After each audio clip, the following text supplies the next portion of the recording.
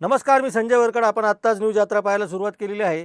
राष्ट्रवादी काँग्रेसच्या महिला प्रदेशाध्यक्षपदी रुपाली चाकणकर या अद्यापही कायम आहेत.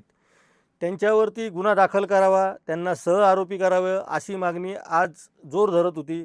सुषमा अंधारे आणि रुपाली ठोंबरे पाटील यांनी पोलीस आयुक्तांना निवेदन देऊन रुपाली चाकणकर यांना सहआरोपी करावं अशी मागणी केलेली आहे. विशेष म्हणजे मुख्यमंत्री देवेंद्र फडणवीस यांनी रुपाली चाकणकरांना तातडीने महाराष्ट्र राज्य महिला आयोगाच्या अध्यक्षपदावरून तडकाफडकी राजीनामा देण्यास भाग पाडलेला आहे. असं असतानासुद्धा राष्ट्रवादी काँग्रेस पक्ष सातत्याने रुपाली चाकणकरांची पाठराखण करतो आहे का, असा प्रश्न आपण विचारत आहोत. न्यूज यात्रावर याआधी पण आपण चर्चा केलेली आहे, कारण हा मुद्दा खूप गंभीर आहे आणि या प्रकरणामध्ये महाराष्ट्र राज्य आयोगाच्या अध्यक्षपदी असलेल्या व्यक्तीला राजीनामा द्यावा लागला आणि त्या ज्या पक्षात काम करतात त्या पक्षाच्या प्रदेशाध्यक्षपदावर मात्र त्या आहेत आणि त्यांच्या राजीनाम्याबाबत, त्यांच्यावरील कारवाईबाबत त्यांच्या पक्षाचा एकही नेता साधं भाष्यही करायला तयार नाही. हे अत्यंत दुर्दैव आहे. राज्यभरामध्ये चाकणकरांची खूप बदनामी झालेली आहे. चाकणकर या सगळ्या प्रकरणामध्ये संशयाच्या फेऱ्यात आहे. कोणत्याही क्षणी SIT त्यांना चौकशीला बोलवू शकते आणि असं असूनसुद्धा त्या पदावर कायम का आहेत, हा प्रश्न आपण सातत्याने विचारत आहोत. खरं तर एखाद्या नवीन महिलेला या पदावर संधी मिळू शकते. अनेक महिला अनेक वर्षांपासून या पदावर काम करण्यासाठी इच्छुक आहेत आणि विशेषतः कोणी इच्छुक आहे म्हणून नाही, तर रुपाली चाकणकर या सध्या प्रचंड वादाच्या भोवऱ्यात सापडलेल्या आहेत.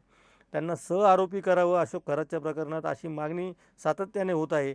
त्यांचे अत्यंत वादग्रस्त असे छायाचित्र आणि व्हिडिओसुद्धा या सगळ्या प्रकरणामध्ये बाहेर आलेले आहेत आणि अशा परिस्थितीमध्ये सुद्धा ज्यांना मुख्यमंत्र्यांनी तात्काळ राजीनामा द्यायला भाग पाडला, त्या पदाला, त्याच व्यक्तीला आपण राज्याच्या प्रदेशाध्यक्षपदावर का ठेवतो, याचं उत्तर राष्ट्रवादी काँग्रेसच्या एकाही नेत्याकडे नाही.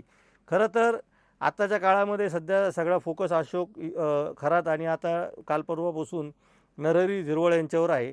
पण अशा परिस्थितीमध्ये मात्र राष्ट्रवादी काँग्रेसचं महिला अध्यक्षपद, तेही राज्याचं, ते अत्यंत महत्त्वाचं आहे. महिलांवरील लैंगिक अत्याचाराचे प्रकार उजेडात आलेले आहेत आणि रुपाली चाकणकर ज्या ट्रस्टवर काम करायचे त्या ट्रस्टवर अशोक खरात हे स्वतः तिथले सर्वेसर्वा होते आणि असं असूनसुद्धा चाकणकरांचा कुठल्याही पद्धतीनं राजीनामा घेतला जात नाही आणि त्या बाबतीत राष्ट्रवादी काँग्रेसचा एकही नेता भाष्य करत नाही.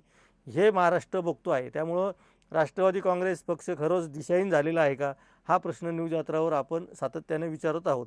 राष्ट्रवादीच्या बाबतीमध्ये आपण या सगळ्या चर्चा का करतो आहोत, कारण ज्या राज्यामध्ये मुख्यमंत्री एखाद्या व्यक्तीला एखाद्या महत्त्वाच्या वैधानिक पदावरून राजीनामा द्यायला भाग पाडते, त्याच व्यक्तीला दुसरा पक्ष आणि तोही सत्तेमध्ये सहभागी असलेला, सरकारमध्ये सहभागी असलेला पक्ष जर महिला प्रदेश कार्यकारिणीचा मोठ्या पदावर, विशेषतः प्रदेशाध्यक्षपदावर ठेवत असेल, तर मग त्या सगळ्या प्रकरणामध्ये पक्ष त्यांच्या पाठीशी उभा आहे का, असा प्रश्न महाराष्ट्राला पडलेला आहे. त्यामुळं रुपाली चाकणकरांच्या बाबतीमध्ये पक्षाने भूमिका घेतली पाहिजे.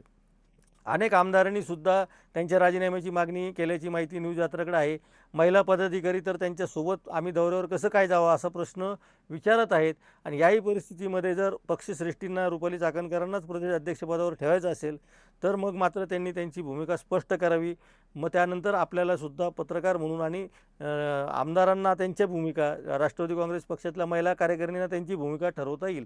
कारण ज्यावेळी तुम्ही एखाद्या वैधानिक पदाचा राजीनामा देता, त्याचवेळी तुम्ही एखाद्या जबाबदार असलेल्या पक्षाचा पदाचासुद्धा राजीनामा देणं अपेक्षित होतं, पण तसं होताना दिसत नाही आहे. त्यामुळंच रुपाली चाकणकर राजीनामा देतात की नाही, हा विषय या सगळ्या प्रकरणाच्या मुळाशी निगडीत आहे.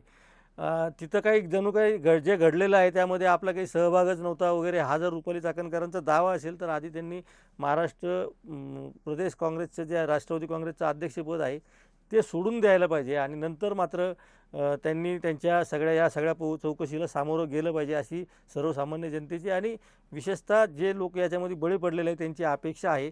असं असूनसुद्धा राष्ट्रवादी काँग्रेस मात्र मूग गिळून गप्प आहे किंवा जाणीवपूर्वक दुर्लक्ष करत आहे. वेगवेगळी प्रकरणं समोर येतील आणि रुपाली चाकणकरांच्या राजीनाम्याची मागणी मागे पडेल, असं तर सुनील तटकरे आणि प्रफुल्ल पटेलांचं डाव नसेल, असं सुद्धा आता चर्चा सुरू व्हायला लागलेली आहे. अर्थात कोणत्याही परिस्थितीमध्ये न्यूज यात्रांनी आपण आधीही सांगितलेलं आहे की जर चाकणकरांचा राजीनामा घेतला नाही तर पक्षांतर्गतही विरोध व्हायला, अनेक महिला संघटनासुद्धा चाकणकरांच्या विरुद्ध आंदोलन केल्याशिवाय राहणार नाही. त्यामुळे या प्रकरणाचे आपण सातत्याने अपडेट घेणार आहोत. त्यामुळे आपण पाहत राहा न्यूज यात्रा, हे आहे आपलं चॅनल.